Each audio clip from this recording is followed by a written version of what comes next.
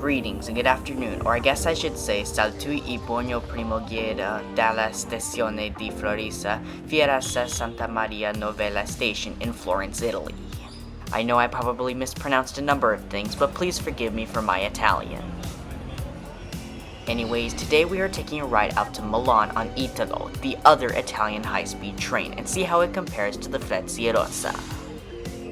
This will be my last train ride on this trip to Europe, as next week's video will be wrapping up the whole European series of videos. I suggest we exploit this last chance to witness one more European train, so settle in and get comfortable.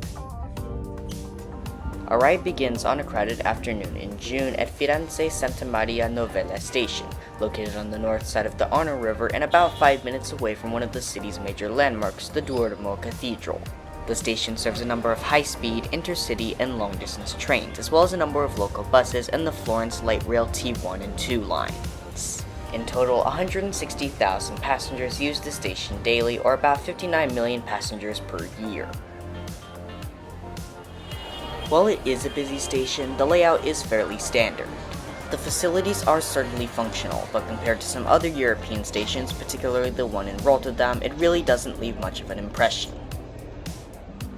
Upon getting to the station, our train had quite a bit of yet to arrive, which meant that we had some time to pass. Luckily, the station has a lounge where we can relax and wait, with a single day spent costing about €25 or $28.77. The lounge is mostly configured with large chairs placed around tables, where passengers can sit back, get work done, or have a snack.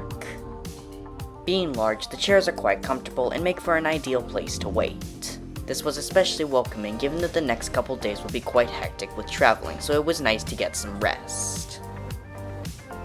As with most lounges, there are snacks and drinks offered at this small bar. The options include pound cake, brownies, cookies, as well as a number of drinks and a water dispenser. With some time to kill before our train arrives, I decided to head off to the platforms and do a bit of rail fanning. Firenze Santa Maria Novella station has a total of 19 tracks, with the first 6 being used mostly for regional service and the rest for high speed. As I said earlier, the station is extremely busy, with trains arriving and departing every few minutes, like this Italo high-speed train departing on track 10.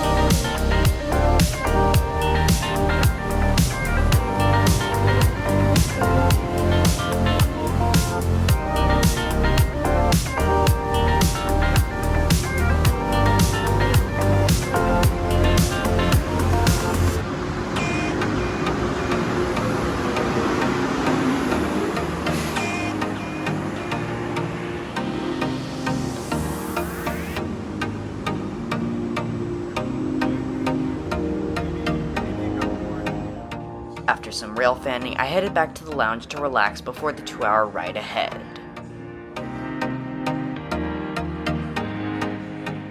After about 20 more minutes of waiting, the announcement of our train's arrival is soon made, so we can head out to the platforms to meet it. Our train's departure this afternoon will be out of track 9, and it's not long after we get there that our train pulls in. Our train is one of the newer ETR 675 sets built by Alstom between 2017 and 2020. The other type of set used by Italo is the ETR 575, used since its service debut in 2012. I plan on doing content on the older equipment to see how it compares, but that's another video. For our ride to Milan, I was traveling in Club Executive, which is the highest class on the service, with Prima or Premium class being in the middle and Smart class being the lowest. Now, similar to the Netherlands, time standards in Italy are also quite strict, which means that while we may be on board, our train won't be departing until it's time. This ensures that all passengers know when to get to the right train at the right time and that don't get left behind. Fortunately, a Frecciarossa ETR 500 pulls in a track over, giving us something to watch while we await departure.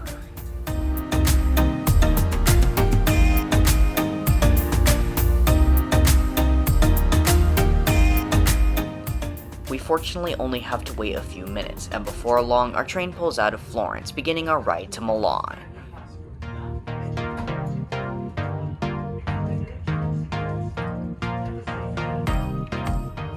As we exit, we meet quite a few other trains, a local and a Frecciarossa 1000 passing by just outside the station.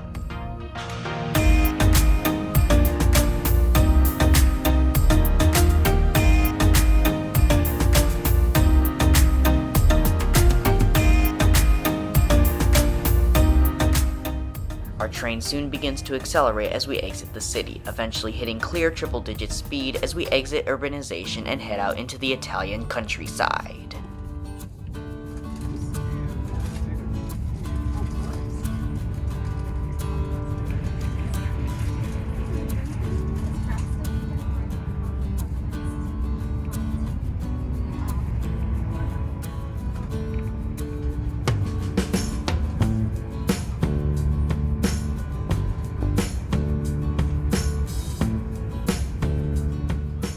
While we pick up speed, it's probably a good time to check out the club executive seats. Being placed in a 2x1 configuration, the seats are quite large, with about a foot or so to the next seat, allowing me to stretch out my legs with ease. For extra comfort, a footrest folds down from the seat in front and is easy to move with just your feet.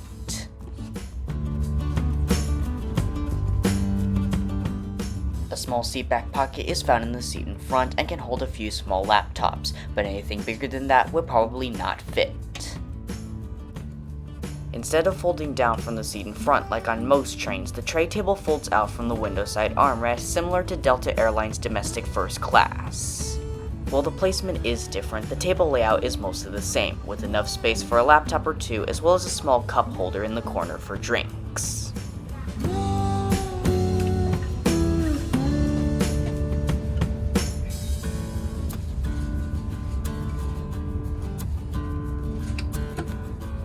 The padding on the armrest is quite comfortable, and it can fold up to make entrance easier.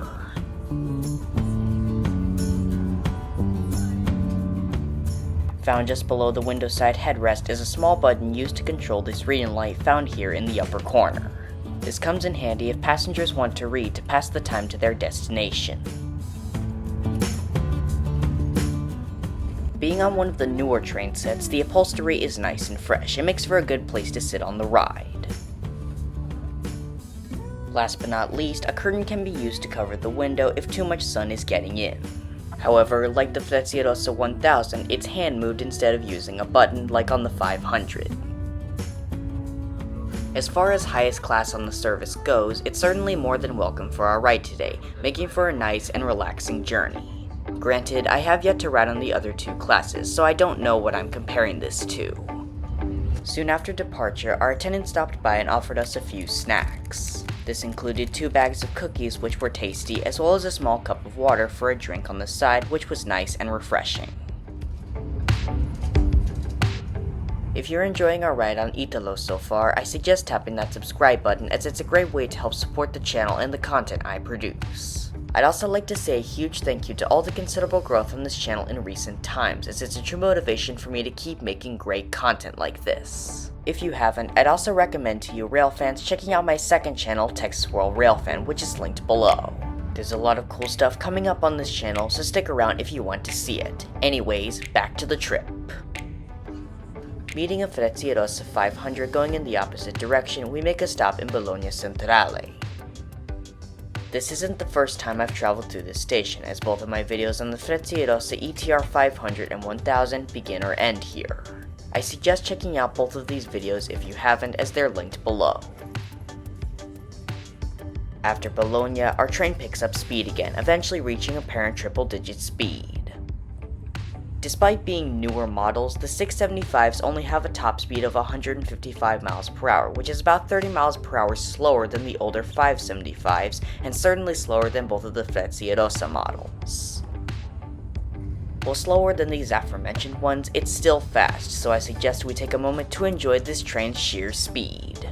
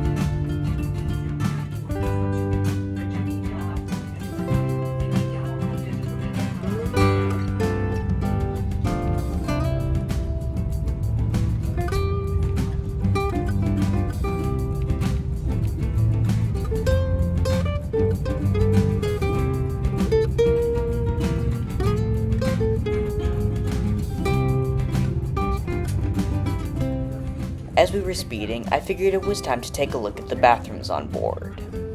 Similar to the Frecciarossa, the bathrooms are located on the sides of the hallway towards the end of each car, and are locked and unlocked via the button on the door outside and the lever on the wall inside. The bathroom was overall pretty clean, however that was more than could be said for the floor, which had quite a few drops of water from the toilet and some pieces of paper towel all over it. Besides that, it was a quite functional facility, as unlike on the Frecciarossa 1000, the sink was working quite well, and the 220-volt outlet seemed to be in good working order. Overall, it's not perfect, but can more than suffice for our 2-hour ride.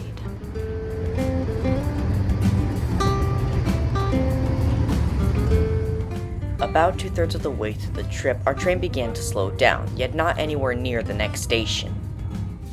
Our train eventually came to a complete stop right in the middle of the countryside. I assumed that this was to let another train pass going in the other direction, so I held my camera up to the window in an attempt to catch that passing train.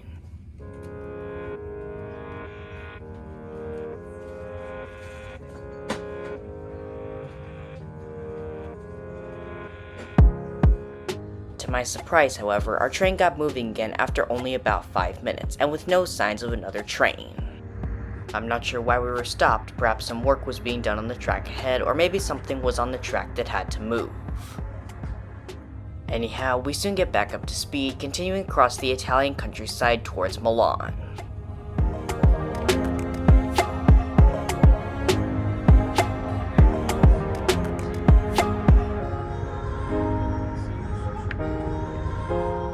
Before we arrive, there's one question I'd like to investigate. How does this compare to Frecciarossa? Well, first off, as far as speed goes, they're more or less the same. While the ETR 675 can only go at 155 miles per hour as stated before, the older 575 can go at about 186 miles per hour, which is about the same speed as both the Frecciarossa 500 and 1000, so depending on the type of train you're on, they should take about the same time. As for comfort, it's a bit of a guess, as I haven't yet ridden the Frecciarossa's highest class, but from what I've seen so far, it would likely be about the same. The business class on Frecciarossa was nice and comfortable, and made for a good place to relax. Meanwhile, the Italo's Club Executive class was a step up, with slightly larger seats and a 2x1 configuration, as well as a bit of extra legroom. I expect that the Frecciarossa's highest class is about the same, but I'll have to wait until I try it out to know for sure. There is at least one downside on Italo, however, the price. A ticket on Italo from Florence to Milan will cost about 161 USD, which is about $60 more expensive than first class on Frecciarossa at about $100. Prices can vary depending on where you're going and when you're traveling, but it's something to consider when trying to decide which to take. Countryside soon turns to urbanization as our train enters the outskirts of Milan, and before long, our train soon pulls into Milano Centrale station right as the sun begins to set. Train at a halt, we soon step outside into the main terminal, the giant dome standing high above the tracks.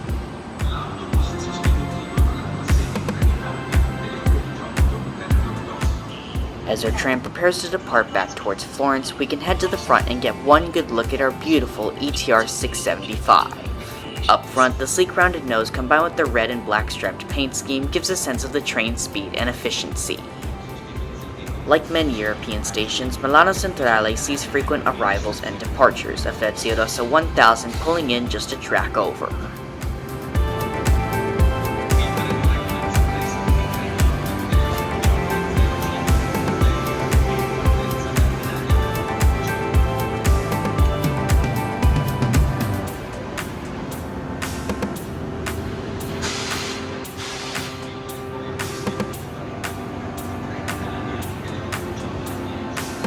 Eventually, the stop wraps up and our train pulls out of Milan, beginning its ride back towards Florence.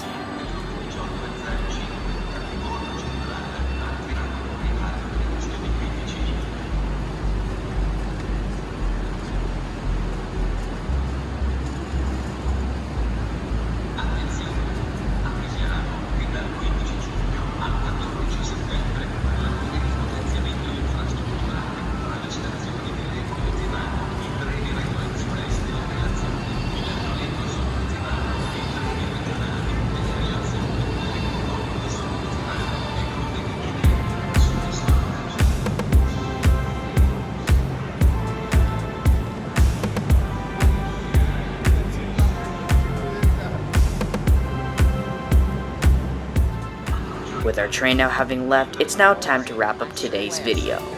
As I touched on earlier, in the next one we'll be wrapping up the whole European series of videos with a 2-segment flight with British Airways in both Europe and World Club Business Class through London Heathrow and across the Atlantic Ocean back to Austin, Texas.